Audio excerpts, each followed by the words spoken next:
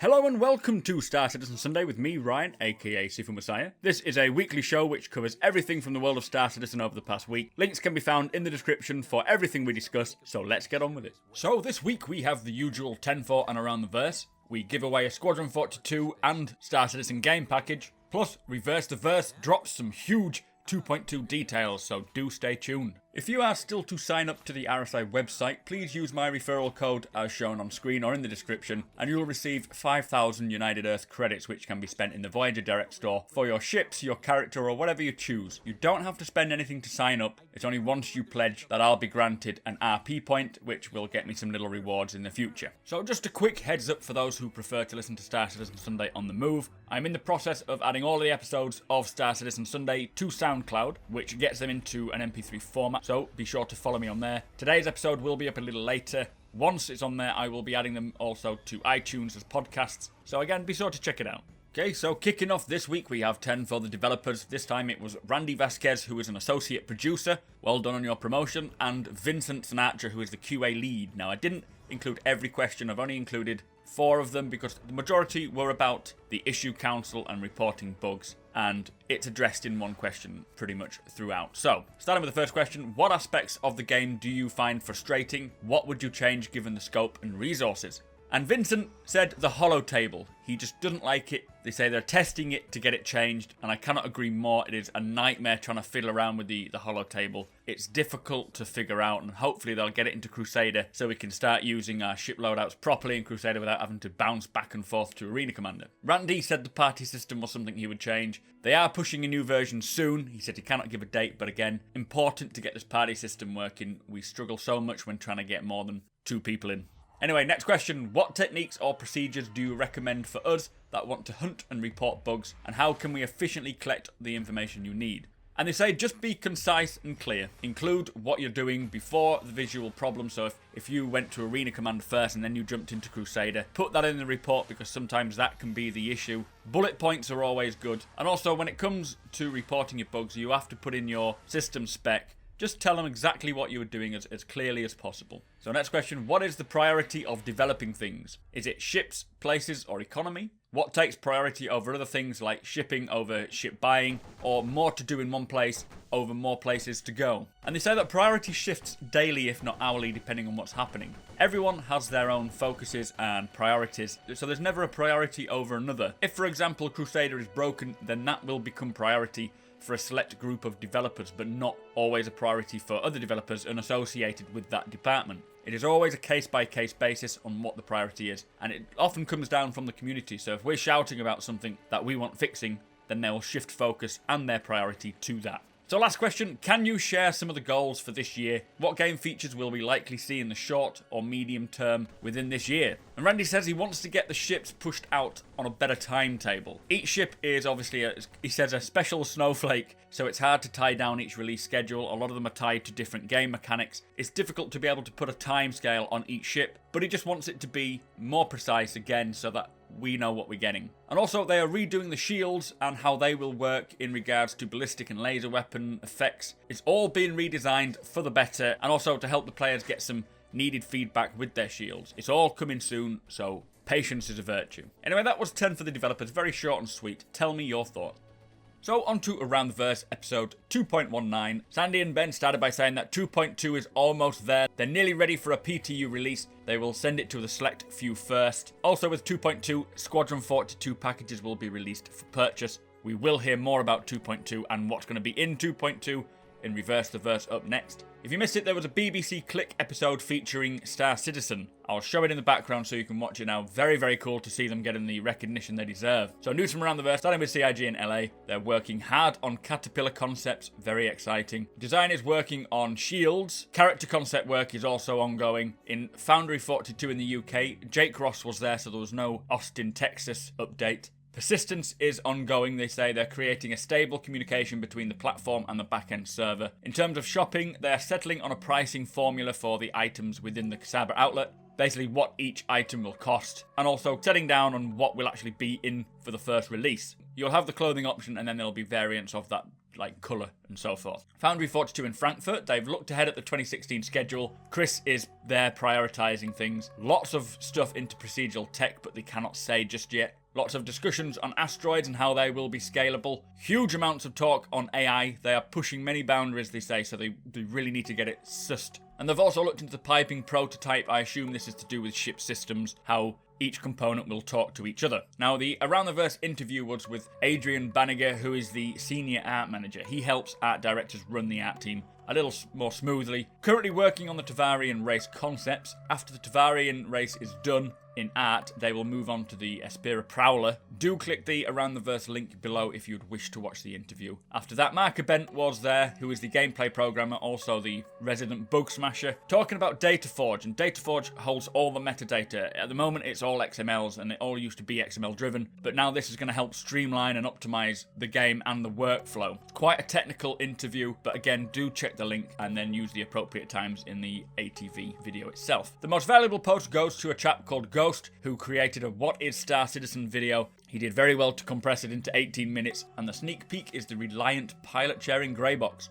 Very, very cool overhead monitors. I really like that idea. Hopefully they'll be easily accessed while piloting. Anyway, that was Around the Verse. Let's get on to the exciting Reverse the Verse. So Reverse the Verse this week was probably the most exciting one I've ever seen. They talked a lot about 2.2. Also, Sean Tracy dropped by to give his ideas to certain systems. Let's get on with it. I'll start with 2.2 so you all know what's happening there. Now, they say they're going to release it to a select few. They said it was possible for that night when they were filming this, which was Friday. So do check your emails. I haven't received one, unfortunately, so either it's not ready yet or I'm not in the first wave. Now, they said there's a lot of stabilizing to the patcher. Crusader's layout is changing. The distances are changing too.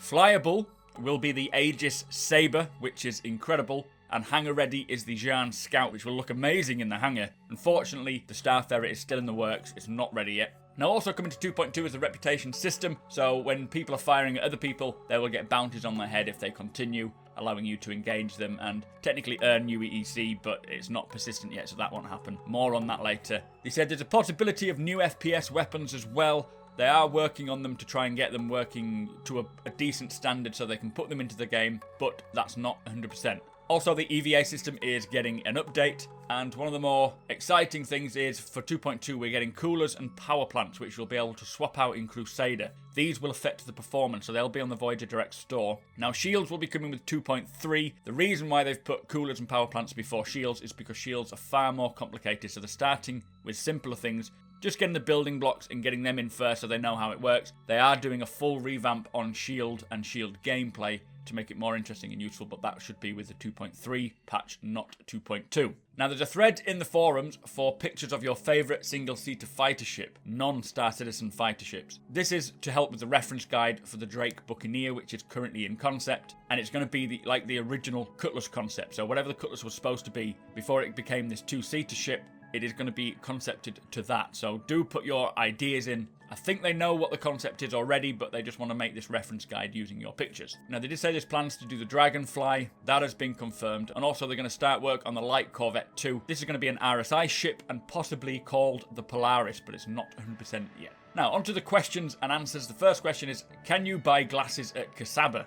And the answer is that they are still working as to what will be in Sabre. That's still being determined. But again, things will be added with successive patches. So if it's not in for the first iteration, likely we'll see something later on. Question is, will the Sabre be purchasable with 2.2? And they say yes when the live build is out, but not likely for the PTU. The Sabre and the Xi'An will go up for sale again. First people to test out the PTU may get access to the Sabre so that they can see what it's like and they can sort of see how it flies and so forth, and this will give information back to QA. Next question is, any updates on loot or rewards? And they say this will come after REC and economy has been worked out for Crusader, and also persistence is online. Persistence is a big deal for this sort of thing. Question after that is to do with the Reliant. Is there any updates on it? And they say they're just getting it set up for the hangar ready. Next question is, where is character customization at? And they say they're continuing to work on it. It's looking cool, and it will be very cool when it's here, but they're still working on it. They can't give us any updates. Any updates on the Prowler? No, they say. The Starfarer, any updates on that? They say it looks amazing, but not 2.2, as I said. It'll be another huge moment for Star Citizen when that comes. They say all the hallways and rooms is just incredible. If you think the Connie is amazing, it'll blow your mind. Now, updates on the Star Citizen HOTAS, they say they're currently back and forth with the quality, so they can't announce anything until that's nailed down. Now, there was a commercial for Time Warner. I don't know who Time Warner is. I assume they're sort of an internet provider in the California area. I'll show that in the background. They said about 30 people came with really expensive cameras and filmed for about 4 hours. And they took about 30 to 90 seconds worth. Well, they made 90 seconds worth of video. So, Sean Tracy arrived after the questions, and they started off by talking about the 2.2 updates and things like player rep. Now, this is to do with your hostility. There is a write-up coming soon, and it gives every player a rep, depending on their actions within 2.2. Now, this is the first iteration, so it's not 100% how it will be, but they want players to generate missions. So if you drop a distress beacon because you're in trouble, that will create a mission to come and rescue you, or you can drop it even if you are not in trouble. That way you can bait players in. If someone is grieving and killing lots of people, then their reputation will sort of go up and go red, and then a bounty will be placed on their heads, which will become a mission as well. And you can, like, if you see someone with a high hostility level, you can either avoid them or you can team up and go after them. Very cool, very excited for that. Now, there's lots of bug fixes, he says. Physics grid is getting fixed, the EVA into ships, etc. After that, he spoke about the EVA system. Now, it's drastically different, he says. It's all physically controlled, not animation driven like it is now. He says it feels more like flying a ship. They needed the unification between ships, EVA and FPS, so it feels more natural. Visually, it looks a lot cooler, so hopefully they're not shaking around everywhere. Also, when you go close to places, you'll use your arms to push yourself around. You'll lift your legs up so you can go through smaller gaps. Automatically, you don't have to press a button, I don't think. Now, it rotates around the center of mass rather than around your feet. Now, thrusters are driven by thrust that you are giving it. Now, it sounds obvious, but this is more fine-tuned. And also, the audio is going to be new for EVA in 2.2 as well, so it's not just going to be the annoying everywhere you go. Procedural generation, he couldn't speak too much about it because he's not actually working on it, but he says there's cool planet stuff coming. They've done some great work with gravity. Chris Roberts is there at Frankfurt, so he says they'll likely try and get something achieved every day and get it done a lot quicker with him being there. Now, FPS animations, they're converting the animation pipeline, which requires a ton of work, but it will streamline the whole process, much like the ship pipeline and every other pipeline before this. Things like walking under a ship, you will hunch more naturally, which will require less animation sets. It's all being reworked. They are changing the grab animation as well, so when you pick up a weapon in Crusader at the moment, it's this horrific zombie arm sticking out, doing something. I think they're making it a little more realistic. I don't know how realistic, we'll have to wait and see. Finally, they picked up on the RSI Polaris, name still to be determined, which is the Corvette, or a light Corvette. This is supposed to be what the Idris was meant to be before the UK made it into this huge flying behemoth. The Polaris is likely to be 100 to 110 metres in length. It is the smallest capital ship they have so far, or they will have. Concept has kicked off, and on a final note, they just noted that the Reclaimer and the Orion will likely have capital-sized power plants due to their industrial purposes, which is good to know. Anyway, that was Reverse the Verse this week. Very, very excited for this. I am so excited to see 2.2. Happy it's coming out soon. Tell me your thoughts. What are you excited for? What aren't you excited for? Let me know. So also this week we had a new portfolio post. This time it was for Terra Mills, the company responsible for Big Benny's vending machines. There was a new This Day in History titled The First Step Back.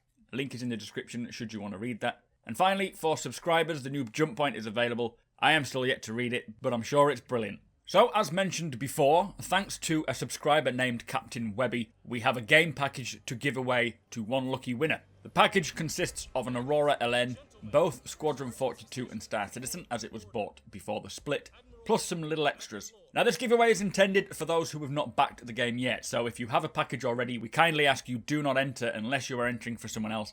This is specifically to get new people into the game. So, in order to enter the giveaway, you need to be subscribed to me on YouTube and enter a comment below with "Give me the game" in capital letters if need be, and the winner will be chosen using a randomizer and announced in next week's Star Citizen Sunday. Again, we encourage your involvement with commenting and so forth. It's a great community, is Star Citizen. If you are new to it, just comment as much as you want on our YouTube videos. If you have a question, ask the question. I try to respond to all of my questions. I don't always get a chance to, which I apologise for, but Others do comment as well, so be active, you will not regret it. Anyway, on a side note, this Monday, so tomorrow, I will be giving away another package on my Twitch account, SuperMacBrothers Ryan. There's a link in the description, so be sure to follow me there for details. So that brings us to the end of the show. Thank you for watching, and thank you to our subscribers, plus a massive thank you to our patrons as you make this possible. If you like what we do and want to help us make it better, follow the link in the description to our Patreon page to learn more. Any more ground? To defend this empire, we must attack! And we have to be committed to that attack, whatever the cost may be. We have to rebuild our fleet. We have to use the power of human innovation to reclaim these so-called red systems and strike back at the enemy. This will not be an easy fight. It will cost us in resources, in credits, in lives. Well, some of you may be asking why undertake such a thing, and I can tell you in one word: victory. For if there's one thing the Vandal has taught us, it's that without victory, there can be no survival!